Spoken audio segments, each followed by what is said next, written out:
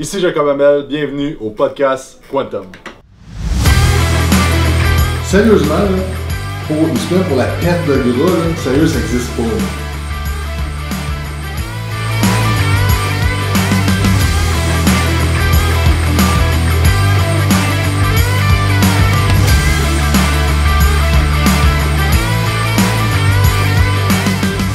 Salut tout le monde, bienvenue au podcast Quantum, épisode 11. Mon nom est Jacob Hamel, aujourd'hui je suis avec mon ami Hugo et on parle d'un sujet un peu différent que je veux amener dans le podcast. Dans le fond, c'est que on va regarder un livre qu'on a lu et on va juste discuter de ça. Donc un peu notre perception de ce qu'on a appris, perception de ce qu'on a mis en application et c'est ça en gros. Donc si vous aimez ça, likez, abonnez-vous. Et donnez-moi des nouvelles sur Instagram ou sur Facebook ou whatever si vous aimez ces sujets-là. Donc, première chose que j'aimerais dire, c'est que on en parle souvent, moi et Hugo, on n'est pas des personnes que ça fait des années qu'on lit sur le développement personnel puis sur ces sujets-là, puis on n'est pas des experts là-dedans, et on n'a pas la sagesse ou rien de ça, mais je pense que chaque personne peut apprendre un peu de ce qu'on va parler, sans nous mettre sur un piédestal en disant qu'on sait tout dans le fond. Fait que comme on sait, aussitôt qu'on apprend une affaire, ben on se rend compte qu'on sait pas tout en fait. Fait que petite parenthèse là-dessus qu'on n'est pas des experts en ce sujet. Donc, aujourd'hui, le livre qu'on va parler, c'est l'excellent livre de Ryan Holiday qui s'appelle « Ego is the Enemy ».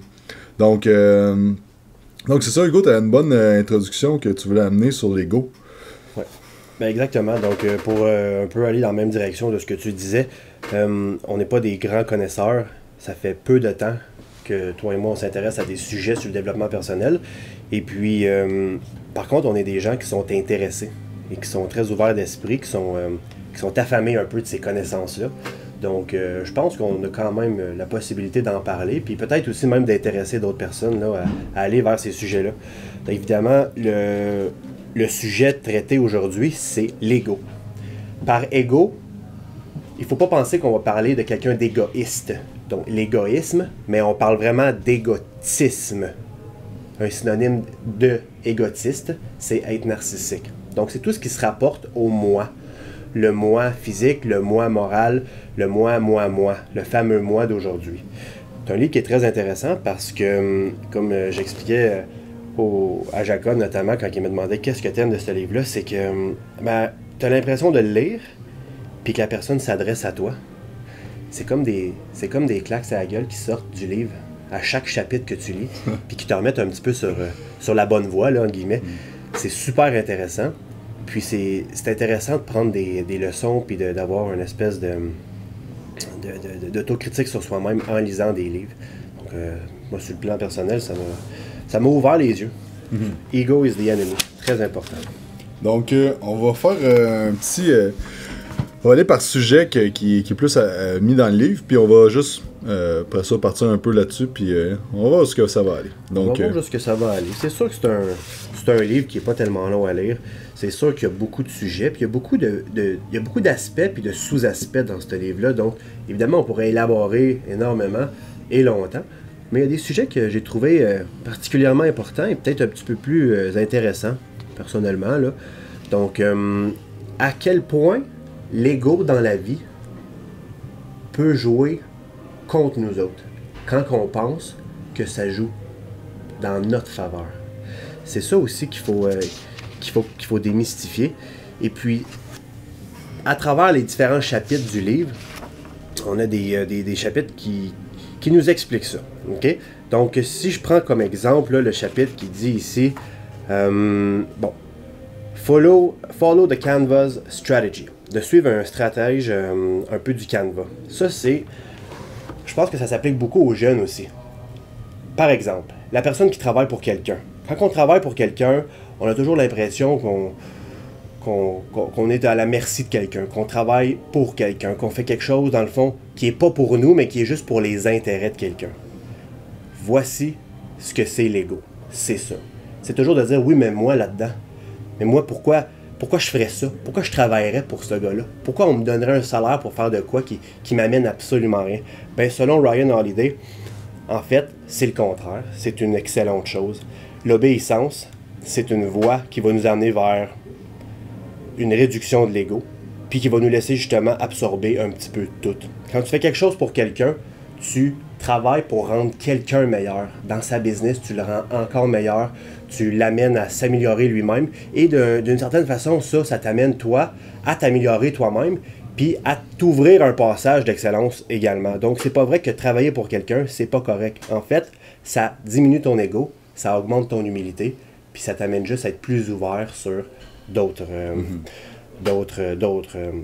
possibilités, un autre passage. Puis je pense aussi que on est gros dans la mode de l'entrepreneurship, de tout le monde veut être à son compte, de tout le monde veut la liberté, tout ça, mais ça reste que, moi personnellement, ça fait depuis fin 2012 que je suis à mon compte et je travaille pour le gouvernement. Donc il y a quelqu'un pareil, même si je suis à mon compte, j'ai des dus que je dois au gouvernement, j'ai des dus, des DAS, des taxes, des impôts, des ci, des ça, plein d'affaires tout le temps que je dois au monde. Et dans le fond, pour qui je travaille vraiment, c'est pour mes clients en fait.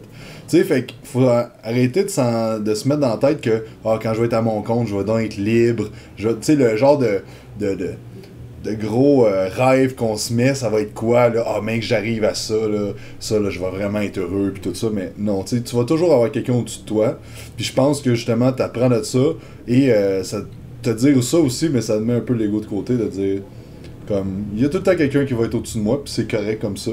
C'est ça la hiérarchie sociale du monde entier, donc, tu sais, je peux pas être différent. Exactement. Puis, pour rajouter à ça, Jacob, la phrase populaire, là, ces temps-ci qu'on entend beaucoup parler. On la voit souvent sur Facebook, on la voit souvent sur Instagram, puis elle est bien likée, cette photo-là.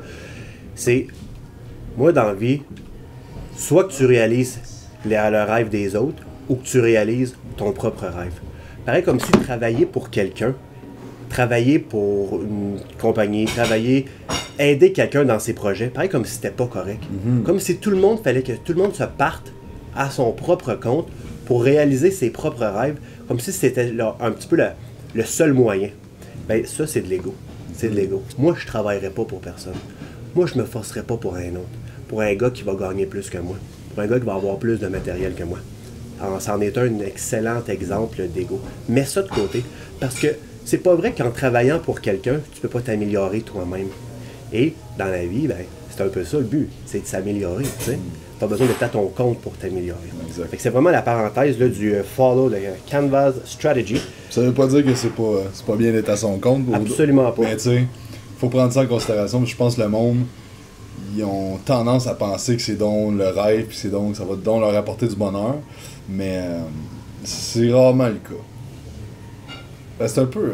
J'ai de la misère un peu avec ça. C'est dur à dire. Parce que moi, personnellement, ça m'a amené beaucoup de bonheur, mais ça m'a amené beaucoup d'autres trucs aussi. Je suis pas mal plus stressé. T'sais, on s'entend quand t'as des dus à la fin du mois, puis que il y a juste toi qui as le contrôle, si on veut, entre guillemets. C'est un peu plus stressant que savoir à toutes les 2 semaines que ta paye rentre. Puis exactement. Ça là, c'est pour et c'est contre, mais de se dire que ça va changer ta vie, puis tu vas donc être heureux, puis tu vas donc finalement être vu à ta propre. À ce que tu devrais vraiment être vu, puis ça là, c'est. Exactement. Puis peut-être pour clore le sujet, j'ai cette chance-là, moi, de travailler dans les 2 catégories en ce moment dans ma vie. Je suis à mon compte légèrement dans la médico-esthétique, mais je travaille aussi temps plein pour le gouvernement dans le système de santé, dans un hôpital. Fait que, dans le fond, là, quand je suis à mon compte, c'est sûr que c'est mes affaires, c'est mes rendez-vous, c'est mon travail. Les clients viennent pour moi. Tandis qu'à l'hôpital, je travaille pour le gouvernement. D'accord? Je travaille pour l'hôpital, puis évidemment pour le bien-être des patients. Mais si tu me demandes en bout de ligne, lequel te fait sentir mieux? C'est sûr que les conditions des hôpitaux, si on les enlève, ne sont pas évidentes, mais enlève ça, là, le bien que tu peux faire à une cliente dans un système privé en médico-esthétique, le bien que tu peux faire à un patient qui est anxieux, qui est dans la maladie, puis que tu lui prodigues des soins, en bout de ligne, lequel te fait sentir le mieux, là, j'aurais de la misère à répondre. Pourtant, on s'entend que la trajectoire là, du travailleur autonome puis du travailleur pour le gouvernement est complètement différente. Là. On a vraiment la grande différenciation des deux. Donc, on baisse l'ego, on reste dans l'humilité et dans l'apprentissage tout le temps. C'est ça aussi, je pense que l'ego, ça amène gros un frein à l'apprentissage. De dire que tu sais tout puis que tu es meilleur que quelqu'un. Mais c'est pas facile à faire parce que tu te dis, ben, qu'est-ce que cette personne-là peut bien m'apprendre? Mais souvent, tu pourrais parler à un itinérant dans la rue qui n'a aucune éducation, puis ça se peut que parler 1 heure avec, tu sortes avec, tu te dises, tabarnou, j'ai appris quelque chose de ce gars-là que j'aurais jamais appris autre que ça. Fait que je pense que l'ego puis l'apprentissage, c'est deux affaires complètement différentes. Puis de se dire, moi personnellement, c'est de quoi qui m'atteint parfois, de me dire, je vais écouter quelqu'un parler sur Internet d'un sujet, ou même en conférence, ça m'est déjà arrivé, j'écoute la personne puis je dis, je suis pas sûr que je vais apprendre grand chose de ça, puis on dirait que je me ferme à ce qu'elle va m'apprendre.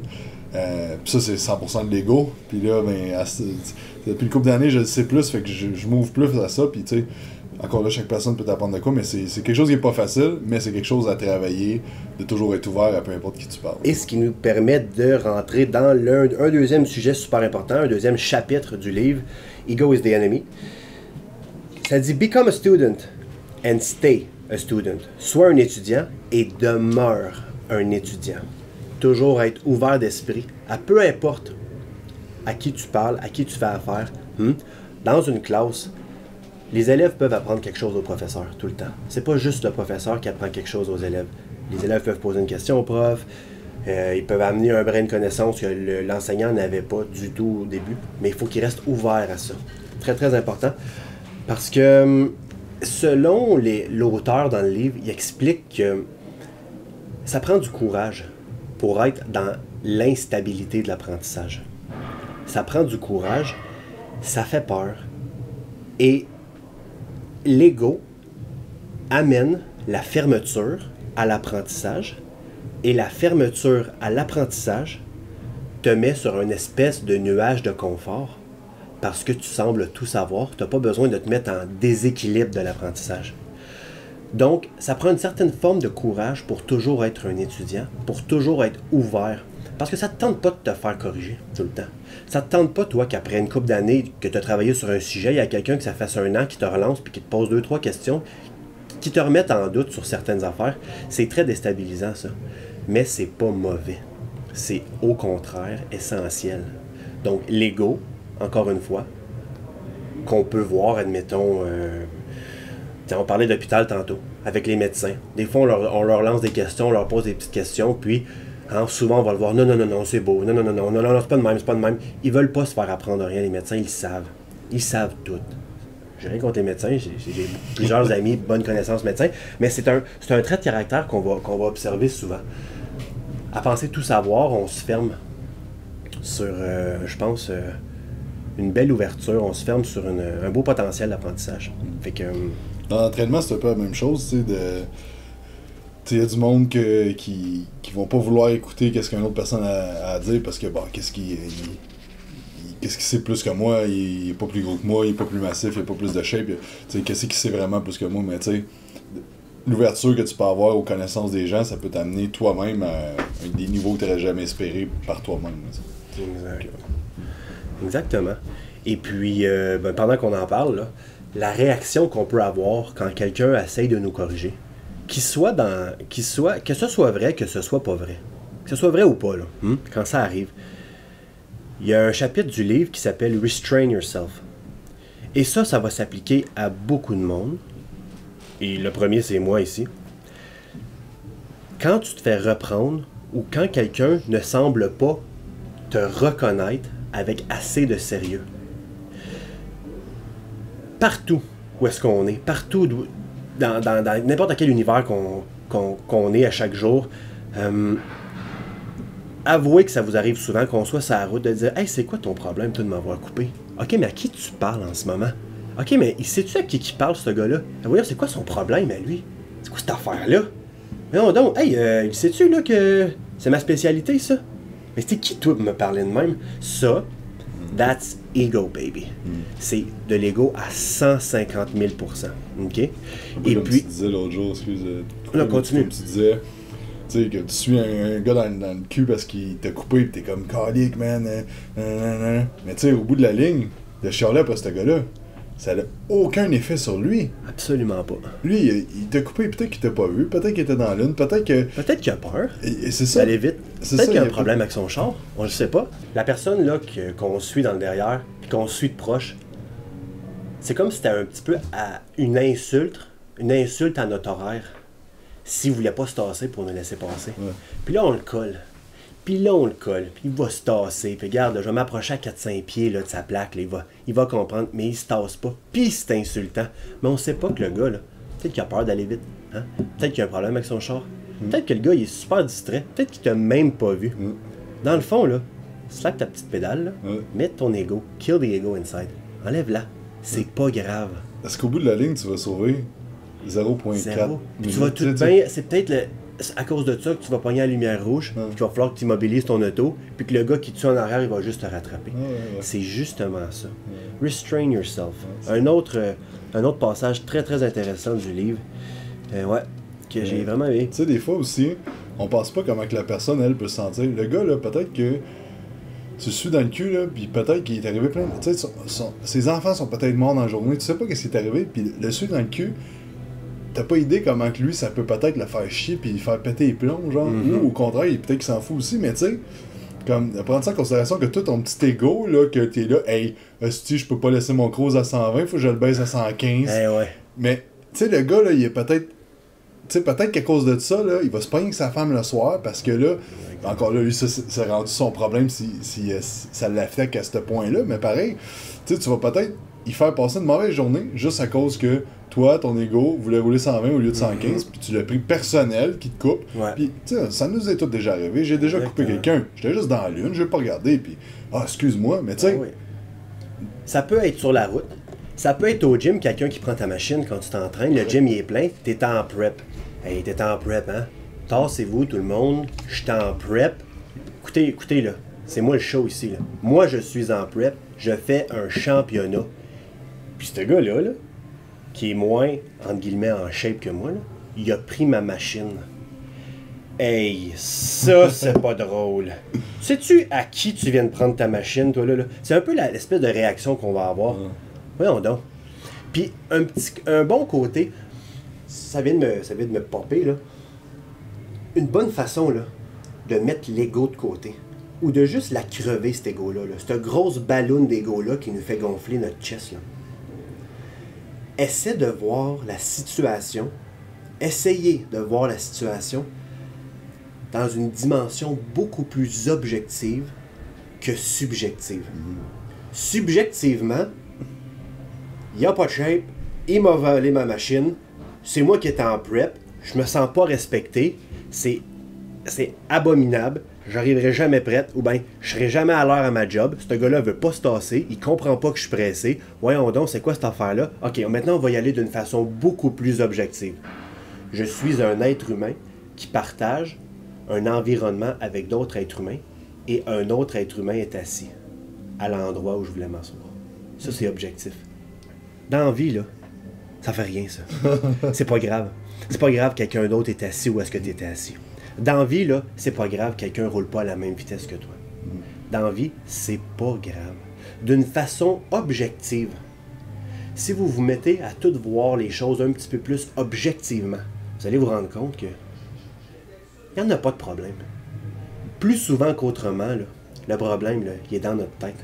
Tandis qu'objectivement, dans l'environnement dans lequel on se trouve, là, il se passe absolument rien de grave. Fait que très bon moyen de crever notre ego. Puis ce qui arrive aussi dans ces cas-là, c'est qu'au bout de la ligne, c'est juste à toi, ça fait chier. C'est juste toi qui traînes ça le restant de ta journée. Fait que là, t'arrives au gym le matin, quelqu'un qui prend ta machine, on va donner cet exemple-là qui est très anodin. Là, t'es en tabarnane, tu peux pas faire ton workout comme faut. Là, calé, que si, pourquoi qu'il est là, blablabla. Là, tout le reste de ta journée. Là, tu pars ta journée de cette façon-là. Le midi, il va. Là, tu décolles, t'es en retard à ta job parce que là, le gars, c'est de sa faute parce que t'es en retard à sa job. Fait que là, en char, là, le monde roule pas assez vite, tu pognes les nerfs dans le char, là, tabarnak, là, tu sais. Là, t'es stressé au bout, t'arrives au bureau, là, il va peut-être arriver de quoi au bureau. Là, ça va juste découler de la merde. Puis, tu sais, ce qu'on va avoir comme mindset va dicter qu'est-ce qui va arriver là, par la suite, selon moi. Ça veut dire, si t'es en crise le matin, tu vas être en crise tout le reste de ta journée, puis tu vas être comme, oh, dit job de merde, puis tu vas juste t'enfoncer dans ce pattern-là de juste chialer parce que t'as pas pris, que ton ego a pas pris, que tu t'es fait valer ta machine au gym parce que le gars, il avait pas vu que t'étais là. Puis t'étais en retard, exactement. Et de là va découler une attitude encore plus égotiste encore, la fameuse phrase qu'on dit toutes, je l'ai dit, je la redis, j'essaie d'en être conscient. Ah non, mais le monde sont-tu tata? Hey non, mais ça se peut dessus, c'est quoi cette affaire-là? Hey, pour vrai, je sais pas où c'est que le monde s'en va, là. C'est quoi cette affaire-là? Le monde sur la route, là, ils savent pas chauffer. Ouais. C'est-tu pas assez égotiste, ça? Ça, Comme c'est si- de l'ego pur et simple. Pareil comme si tu te mettais au-dessus des autres. Pareil comme si tu étais meilleur que les autres. T'es pas meilleur que les autres. T'es même pas proche de savoir à quel point t'es pas si bon que ça, honnêtement. C'est ça. C'est C'est une ça. affaire qu'on a déjà parlé. L'affaire la plus anti-égo que tu peux te dire, c'est je suis pas spécial. Si je meurs demain matin, il y a du monde qui va avoir de la peine pendant une couple de jours. Après ça, ça va aller mieux. Si j'arrête de faire des affaires sur les réseaux sociaux, le monde s'en crisse. Si j'existe plus, dans 200 ans, on n'existe plus. Il n'y a plus aucun souvenir de nous sur la planète dans 200 ans. Puis ça, de te dire ça, ça de te dire ça, c'est dur. Mais Colin, que ça te on met des pendules à l'heure de dire Ça je me frame, hein? prends tellement au sérieux pour rien, là. Exactement. C'est quoi ça fait si on se trompe, là? Tu sais, si je dis, Carlis tabarnak, je me trompe, esti, qu'est-ce que ça fait au bout de la ligne, là? Qu'est-ce que ça Tu sais, fait au bout de la ligne? La personne qui va écouter le podcast, elle va prendre des affaires dans son char, elle va arriver, puis elle va peut-être en parler à 2-3 personnes, mais dans un mois, elle se souviendra plus de que j'ai parlé. Mais c'est juste... Faut pas le dire d'un sens de « Ah, ça vaut rien, qu'est-ce que je fais? » Au contraire. Mais juste de se dire « Colin, c'est pas si important que ça, ma vie. » Non, exactement. Puis Je ne suis pas plus important qu'un autre. Aucune Ce que je fais n'est pas plus important, pas plus de valeur. On est tous égaux. On est tous égaux là-dessus. Puis là, on n'est plus dans le livre. Là, on sort, on met le livre de côté. C'est une conversation qu'on a eue, Jacob et moi, récemment. Meilleur moyen de voir à quel point qu'on n'est pas grand-chose, finalement. Quand vous allez partir en voyage, peut-être pas quand vous allez atterrir, parce que si vous allez dans le sud, il n'y a pas grand bâtisse. Mais mettons quand vous revenez, ou quand vous... Mettons vous allez en Europe. Quand vous arrivez pour atterrir à Paris, regardez un peu de quoi ça a l'air, l'immensité de la société d'une ville. Regardez les milliers de petites voitures en bas de vous, les milliers de petits appartements, les maisons, les piscines, les ci, les ça. Puis dites-vous que chacun de ces personnes-là vit sur la Terre, puis que nous, on est une petite voiture dans cette ville-là. Et combien de villes comme ça il y a sur le globe? Je vous le dis, là, ça remet les pendules à l'heure énormément de voir à quel point ça n'est pas grand-chose. Puis chaque personne qu'on voit dans les petites maisons pense toutes qu'elle est plus importante qu'une autre. Absolument. Ils pensent toutes que maudit que le monde est ici, maudit que le monde est ça. Fait que c'est tellement fucké de se dire que tout le monde se sent exactement comme toi tu te sens, mais toi tu dis tout le temps, tout le monde est le même. Exactement. Mais, Et Fait- c'est ainsi qu'on va dans le prochain chapitre. Get out of your own head.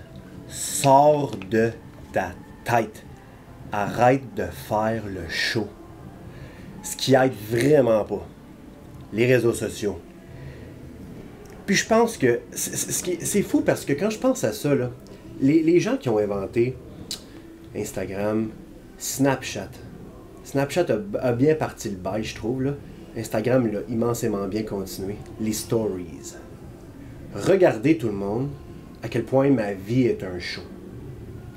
Avant, les gens qu'on voyait dans les revues ou à la télé qui faisaient du sport, c'est les gens qui excellaient dans le sport. C'est les gens qui, dans leur pratique, avaient quelque chose d'exceptionnel.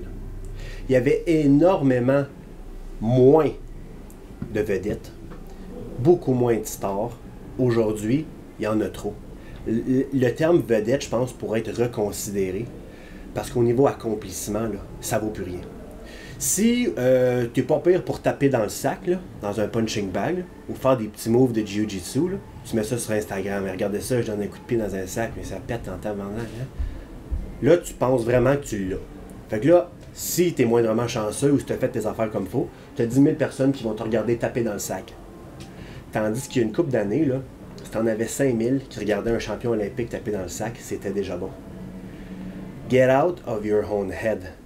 Ton ego, là, crève là, puis arrête de penser que t'es le show de tout. Personnellement, je pense que j'ai fait 3 stories aujourd'hui de mon bord sur Instagram.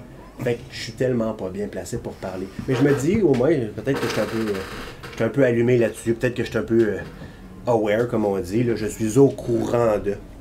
Tu te rends compte Je sais pas si c'est un problème ou c'est un... Mais c'est comme un besoin, tu sais, comme on en parlait, l'humain, l'homo sapiens, a un besoin d'être aimé pour pas être... se faire mettre à part de la tribu puis mourir. Fait qu'on a un besoin de se faire aimer puis de se faire... valider. De se faire valider.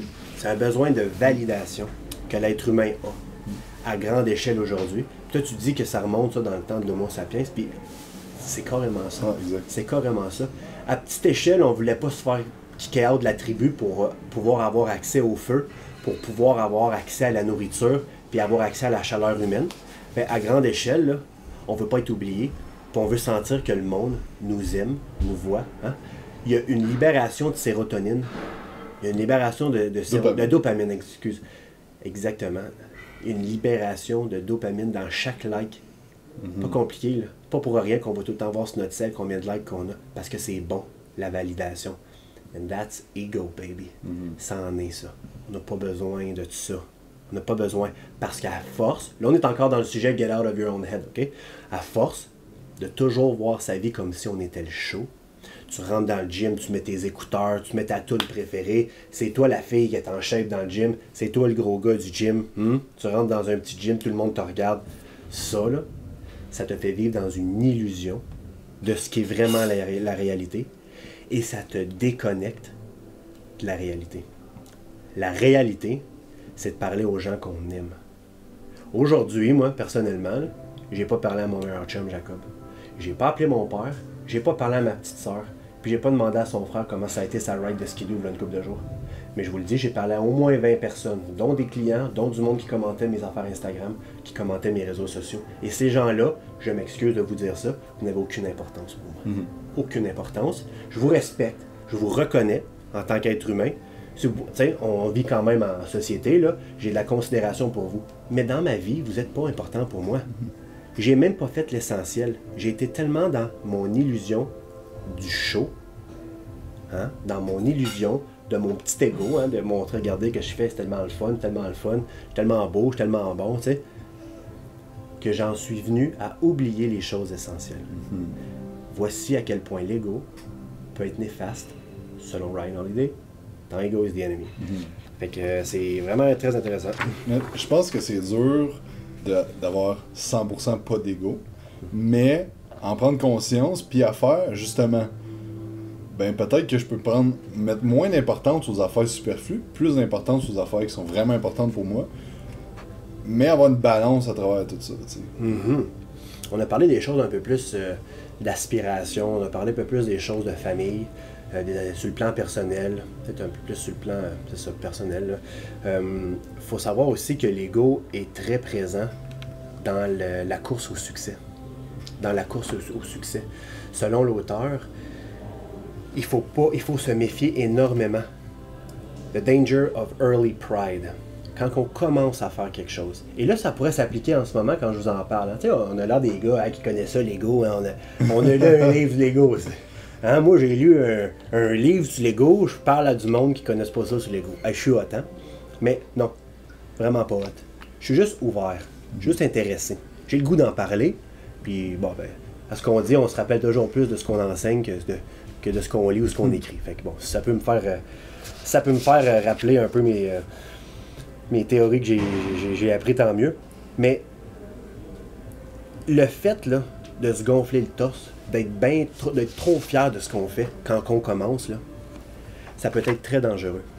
Parce que si on regarde, les gens qui aspirent au top le plus rapidement sont souvent les gens qui redescendent en bas le plus rapidement aussi. Quand on parle à l'ego. D'accord? Pride, qui dit dans le livre, il faut s'en méfier énormément. Il faut s'en méfier énormément. Et un conseil, c'est de toujours rester low-key, de toujours rester un petit peu... de maintenir un certain silence dans le processus de nos accomplissements. De toujours rester conscient qu'on est en apprentissage. Conscient qu'on ne sait pas grand-chose, puis conscient qu'il y a des bad luck qui vont arriver. Et de se faire petit à travers ça. Parce qu'en restant humble, dans l'humilité, c'est ce qui va nous permettre de tranquillement accéder un petit peu au top de ce qu'on veut accomplir, sans toutefois avoir à se casser la gueule parce qu'on avait tout fait tout croche. Comprends-tu? Le meilleur moyen de bloquer l'ego, et ça revient énormément dans le livre à plusieurs reprises, le meilleur moyen de bloquer l'ego, c'est l'humilité. L'humilité. Très, très important, un terme super important. Puis l'humilité, évidemment, ben, ça te laisse ouvert sur tout. Ça vient aussi sur l'apprentissage. Sur l'apprentissage. Vous voyez que les sujets qu'on parle, on reparle toujours un petit peu de la même chose. Là. Ça revient toujours pas mal un petit peu au même, c'est sûr. Ouais, notre livre qui parle beaucoup de stoïsme, puis un des principes stoïques, c'est de pas trop parler, puis de parler juste quand t'en as besoin, puis c'est vraiment important, mais d'écouter beaucoup plus que tu parles. Fait que ça va un peu en lien avec ça de l'humilité, ben quelqu'un qui est plus humble va écouter beaucoup plus qu'il va parler. T'sais. Fait que c'est quelque chose que personnellement que j'essaie d'impliquer de plus en plus dans ma vie, mais de pas parler pour rien dire, mais vraiment plus d'écouter le monde, puis tu sais, quand on dit écouter, d'écouter. Pas de penser à qu'est-ce qu'on va dire après. Ouais. De pas écouter pour répondre, mais bien d'écouter pour absorber qu'est-ce que la personne va dire. On écoute pour comprendre, exact. Et non pour répliquer. Exactement. C'est ça. Hein? Juste ça, là, je trouve que ça, c'est un bon moyen de se mettre dans le moment présent. Tu sais, exemple, le meilleur moyen de se mettre dans le moment présent, c'est, je pense, d'observer les petits détails. Okay? Comme si je suis comme le bleu du logo là-bas, si je l'observe, puis je me dis, quelle sorte de bleu que c'est, je peux pas être plus dans le moment présent. Là, je suis sorti de ma tête, je suis revenu dans mon corps, puis je suis comme, ok, wow, je suis là. Je suis là présentement, puis je parle, genre. Fait que, mais d'écouter quelqu'un, ça va faire la même affaire. Genre d'être là, puis de vraiment écouter. Tu sors de ta tête, puis tu te remets dans le moment présent. Puis on sait que le stress, c'est de vivre dans le moment, dans le futur ou dans le passé, mais pas être dans le moment présent. L'anxiété, le stress. Fait que plus tu es dans le moment présent, moins tu vas être stressé, plus tu vas apprécier aussi les choses. T'sais, ça nous est tout déjà arrivé tu te lèves le matin, tu pars ta journée, puis on dirait, t'es rendu le soir couché dans ton lit, t'es comme, tabarnouche, qu'est-ce qui s'est passé avec ma journée? Qu'est-ce qui s'est passé? J'ai juste été dans ma tête, ça a juste été de la réaction plus que de l'action. J'ai pas vraiment vécu, j'ai pas vu ma journée passer. Exactement. J'ai pas vu ma semaine passer, j'ai pas vu ma fin de semaine passer. J'ai pas vu mon année passer. Puis là, t'arrives à 30 ans, tu te dis, j'étais où les 10 dernières années? Exact. Exactement. Hein? La vie, c'est pas un jeu d'échecs. Le but, c'est pas d'anticiper les 15 prochains coups. C'est de les jouer au moment où ils se jouent. Vous comprenez? C'est vraiment intéressant, ça. Puis c'est très vrai. C'est très, très vrai, ce que tu dis là. Si on y va toujours un petit peu dans... j'aimerais qu'on... Toujours un peu dans l'optique du livre, là. On était dans The Danger of Early Pride. C'est de ça qu'on parlait. La fierté un petit peu du beginner, tu sais. Un bon exemple qu'on a parlé l'autre jour, c'est... Je sais pas si c'est là-dessus tu t'en allais, mais... c'est quand que ça fait 2 ans que tu t'entraînes, tu commences à avoir une shape, puis là, t'es le king du gym, là, donne des conseils à tout le monde, regardez-moi, je suis comme... Là, ouais, c'est ça, c'est pas de même que tu fais ça, tu devrais prendre ça pré-workout, tu devrais prendre ça post-workout, puis là tu cries quand tu curls. Tu veux te faire voir, puis tu veux te faire accepter pour ta nouvelle, mon nouveau moi, que je m'entraîne et j'ai une autre identité que j'avais avant. Mais... avec nos 10 ans d'expérience dans le gym, puis encore là, quelqu'un qui aurait 20-30 ans d'expérience dans le gym va dire encore de nous qu'on est des noobs, mais on se rend compte que tabarnouche, on en rit à cette heure qu'on était de même, puis Colin, qu'on savait rien dans ce temps-là, puis tu sais, c'est pour ça que c'est intéressant des fois de parler du monde qui ont vraiment plus d'expérience, tu sais, quelqu'un de 50-60 ans, là, notre père ou nos parents nous a toujours dit, mon gars, fais pas ça, tu vas voir, il va arriver telle affaire. Ben oui, qu'est-ce que tu sais de ça, toi? Qu'est-ce que tu sais? Puis là, à 25, tabarnak. Ouais. J'avais raison. Absolument. Le meilleur exemple, c'est fou que tu dises ça parce que je viens de revivre un petit 2 minutes là, de v'là 10 ans. Quand je commençais à m'entraîner, mon intention n'était pas nécessairement sur peut-être l'hypertrophie comme telle. Ben, elle l'était peut-être, mais j'étais plus dans l'espèce de soucis de performance. Hein. Je voulais montrer que j'étais fort, puis que checkez-moi, là, je suis naturel et je suis fort. Hein. C'était ça mon slogan. Là.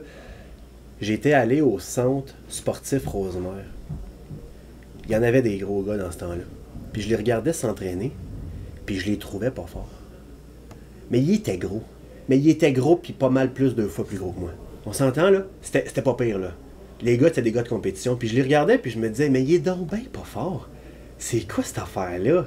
Hey, ça, c'est boosté, ça, c'est tout croche. Hey. Moi, à son âge, là, j'imagine pas combien je vais être capable de lever de plus que lui. Déjà, j'étais dans la early pride. Déjà, je me gonflais. La fierté du jeune qui commence, qui est déjà potentiellement bon, puis qui pense qu'il a l'affaire. Il pense qu'il connaît. Il pense qu'il regarde des gars de 35-40 ans là, qui sont déjà en shape, mais ils sont pas forts. Il pense qu'il a compris que lui va être meilleur que ça. Mais je vais leur montrer, moi. Hein? Là, tu te mets à côté de ce gars-là. Tu prends un poids plus pesant. Mais aujourd'hui, là, 10 ans plus tard, là, je prends probablement la moitié des poids que je prenais. Puis j'ai appris à m'entraîner comme du monde. Puis je suis devenu pas mal plus gros aussi. Comprenez? Fait que le gars, dans ce temps-là, là, il devait se dire, regarde le petit jeune, il a pas de shape, puis il s'entraîne tout croche, mais il lève pesant. C'est lui qui avait raison. Et c'était pas moi qui pensais tout savoir. Et assurément que j'aurais jamais rien pris de positif, de négatif. Parce que, si on frame un petit peu, si on regarde, tu sais, dans l'espèce de façon de penser, dans nos espèces de paradigmes de pensée, là, si on veut, là, on est bien en garde, puis on est bien en défense contre toute négativité. Mais ce qui nous cultive le plus, là, c'est d'apprendre de nos erreurs, puis de savoir qu'on a tort dans la vie. Quand on est capable de crever notre ego, d'admettre nos torts, de regarder c'est quoi qu'on n'a pas fait de correct, de laisser rentrer le négatif, qu'est-ce qu'on se dit un peu après? Hey, c'est vrai, j'ai pas fait ce qu'il fallait, aujourd'hui j'ai appris de ça.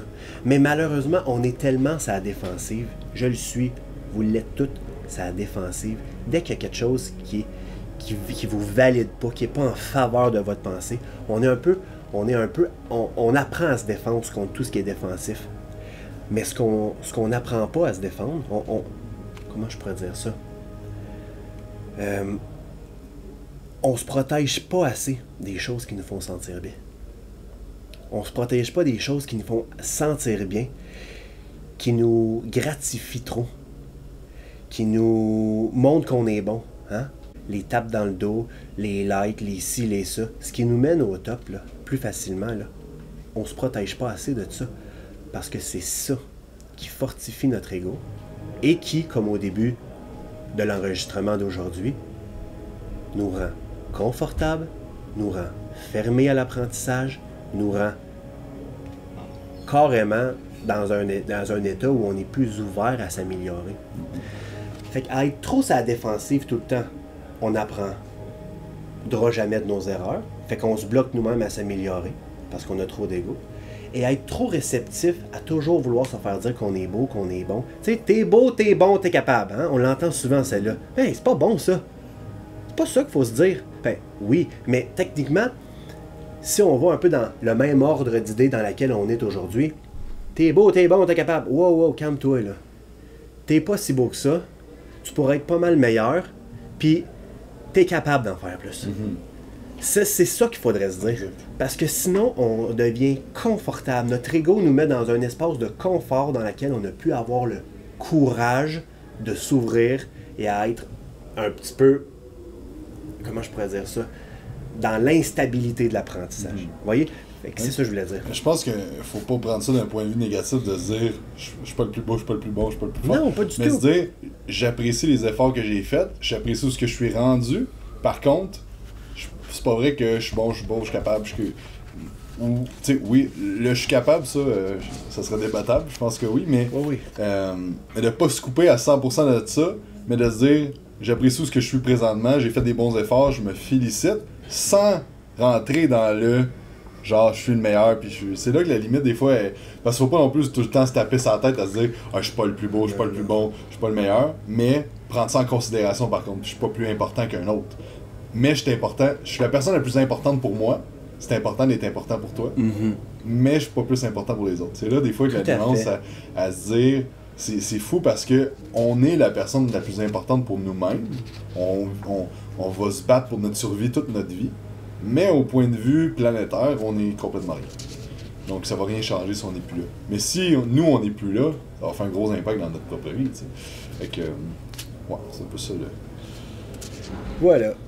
Probablement que quelqu'un qui a 5 ou 10 ans de recherche ou d'apprentissage sur le plan personnel ou de peu importe là-dedans, écouterait ce podcast-là puis il dirait 2 beaux casses de bain qui disent n'importe quoi.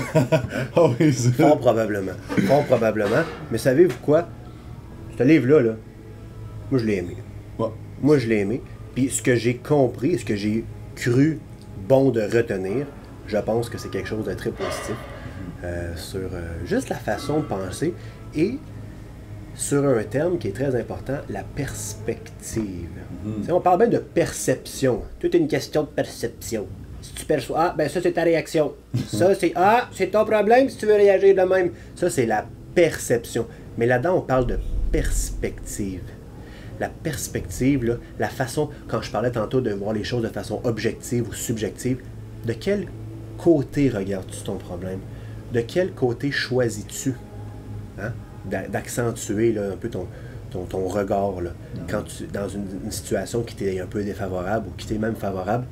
La perspective, là, très très importante, puis je pense que ce livre-là va m'avoir amené une autre perspective. Hein? Toujours encore dans un courant de pensée stoïque. Des livres de Ryan Holiday. Donc, c'est pas mal tout. Ça en pense? C'est pas mal tout. C'est sûr qu'il y a bien des chapitres qu'on n'a pas élaborés, mais je pense que ça fait c'est une bonne intro. Hein? En tout cas, si ça vous tente de le lire, ben, je pense que c'était une belle introduction. Puis si vous voulez rien savoir, ben, je vous blâme pas. Vous lirez d'autres choses, puis c'est bien correct. Hein? Donc, merci à tout le monde d'avoir écouté. Suivez-nous sur Instagram, YouTube, Facebook, Quantum Training, le podcast Quantum, comme toujours. Et on se revoit dans un prochain épisode du podcast Quantum. Si jamais vous avez aimé ça, les talks de livres, dans même un peu plus space, un peu plus deep, dites-moi là sur partout sur les réseaux sociaux, envoyez-moi un message. Me dire si vous avez aimé ça. Si vous n'avez pas ça, si vous n'avez pas aimé ça non plus, dites-moi les. Comme ça. Dites-nous comment on peut s'améliorer aussi. Personnellement, moi, c'est la première fois que je fais ça. Hein. Ouais, J'ai jamais fait ça de ma vie. Fait que toujours ouvert aux suggestions. Puis merci beaucoup aux gens qui ont pris le temps d'écouter ça. Alright, donc passez une excellente journée. Mettez votre ego de côté. Vous allez être beaucoup plus heureux dans votre vie. Ça va atteindre beaucoup plus vos objectifs, puis vos réalisations, puis vous allez être plus heureux.